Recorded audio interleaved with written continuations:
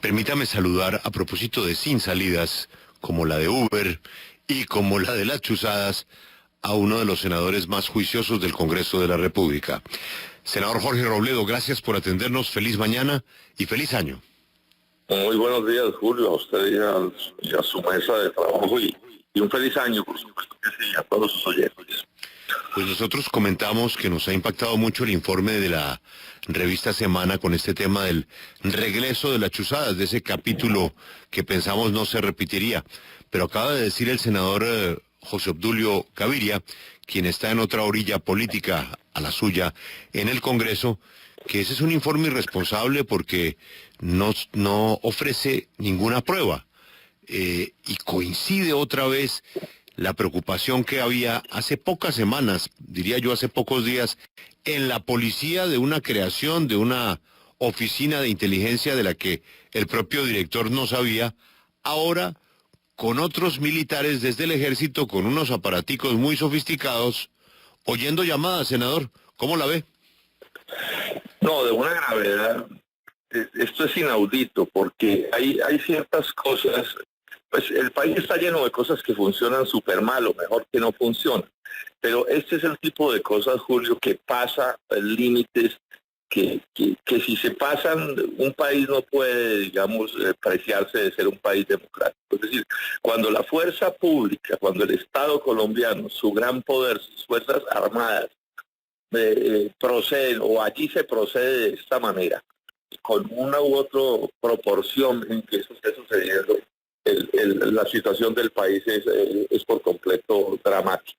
Y la manera como el gobierno nacional ha manejado este caso, pues es también demasiado equivocada, Julio, porque es que de esto se viene hablando desde hace rato y la actitud de la Casa de Nariño pues no ha sido la que debe ser. No es un asunto menor, es bastante más grave que lo que el gobierno quiere reconocer.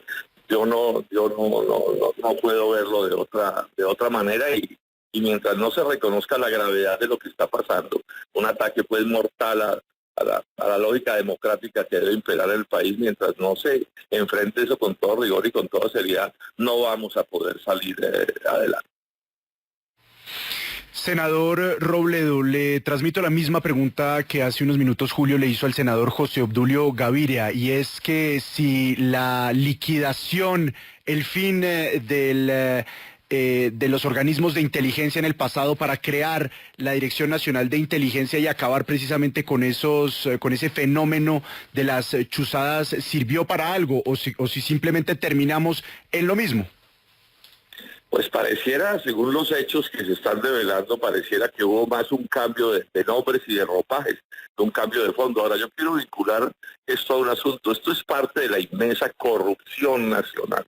Es que la corrupción nacional tiene que ver con absolutamente todo, y mientras no se logren modificar las causas de esos hechos, pues aquí cambiar nombres o cambiar institución o este tipo de cosas no va a resolver los problemas. Yo estoy convencido por las pruebas que se han dado, por las cosas que se conocen, que estamos ante un fenómeno que se mantiene a pesar de los cambios de los nombres. Es más, uno hasta podría pensar, cambian los nombres es para no cambiar el fondo de las cosas, es para que las cosas sigan como están. Hay una línea de continuidad, es que esto no es un hecho nuevo, es un hecho de hace muchos años. Todo el mundo sabe que esas chuzadas se hacen precisamente pues para tomarse el poder, para garantizar la dirección del Estado y para poder agredir y maltratar a todos quienes no comparten sus puntos de vista. Senador Robledo, ¿ha hecho suficiente la justicia colombiana para intentar resolver el asunto de chuzar a opositores o chuzar a quienes llevan casos judiciales de trascendencia nacional? Yo creo que es evidente que no, pero no estoy tan seguro que sea un problema de la justicia, o sea, principalmente de la justicia. O sea, porque lo que estamos encontrando es que la política en Colombia está tomada por todas las formas de corrupción. O sea, quien corrompe en un sentido, pues está en disposición de corromper en otro sentido, porque al final lo que está quedando claro en Colombia es que hay unas fuerzas muy poderosas en este país, determinantes en la situación política colombiana, que están dispuestas a recurrir a cualquier mecanismo. El famoso todo vale. expresa de esta manera. Entonces, digamos que no es tanto un asunto de la justicia, sino de quienes controlan la justicia, y bueno, y controlan, yo diría que la política, y estamos viendo que que todas las instituciones nacionales. Senador, le cambio de tema, pasamos al tema del día de hoy. Numeral Uber se va porque este servicio ha contemplado, senador, todos los recursos posibles para no perder el pulso. Definitivamente, una de estas posibilidades es demandar al Estado colombiano por una presunta violación al Tratado de Libre Comercio con Estados Unidos. Para usted, ¿cuál es la solución de Uber? La solución de Uber ha debido ser que desde el principio el Estado colombiano le ha debido decir a los señores de Uber: ustedes son bienvenidos a Colombia siempre y cuando cumplan con la Constitución y la ley, que es lo que nunca se hizo. Lo que nunca se hizo porque es sabido, no solo en Colombia, sino en todo el mundo, que Uber es una empresa diseñada para violar la ley, para competir con los taxis legales violando la ley. Eso es lo que quiere decir competencia desleal, que el uno compite cumpliendo las normas de la República y el otro compite violando las normas de la República.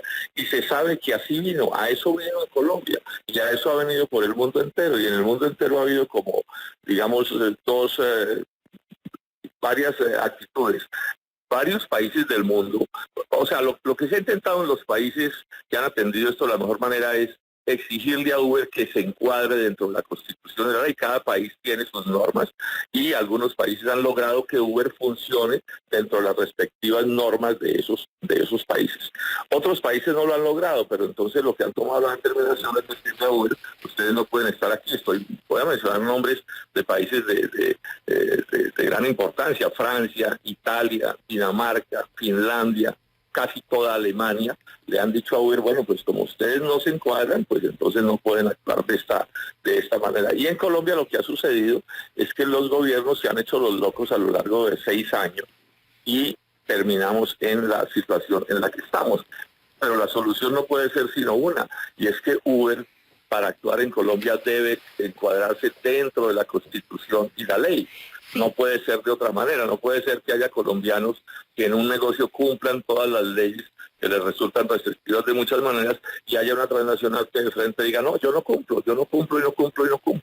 Sí, esa es la situación en la que estamos. Entonces, que cumpla con las normas, que se modifiquen las normas que haya que cumplir, pero cumpliendo con las normas para que el problema se resuelva.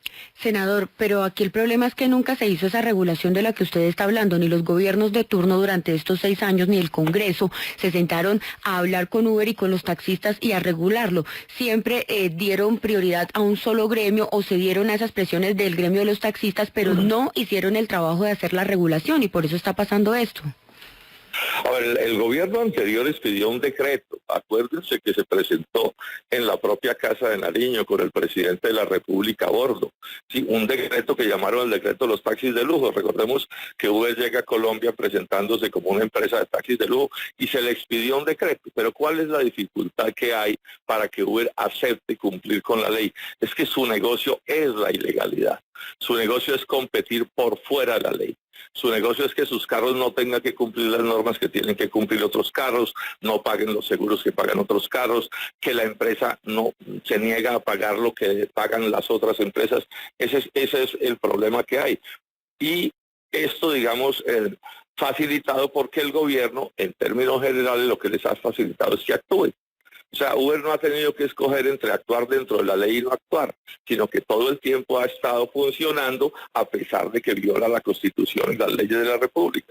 Entonces, cuando aparece un juez, la Superintendencia de Industria y Comercio, que les dice: ustedes tienen que cumplir, entonces aparece este problema. Yo insisto en esto, es que el negocio de Uber es no cumplir la ley.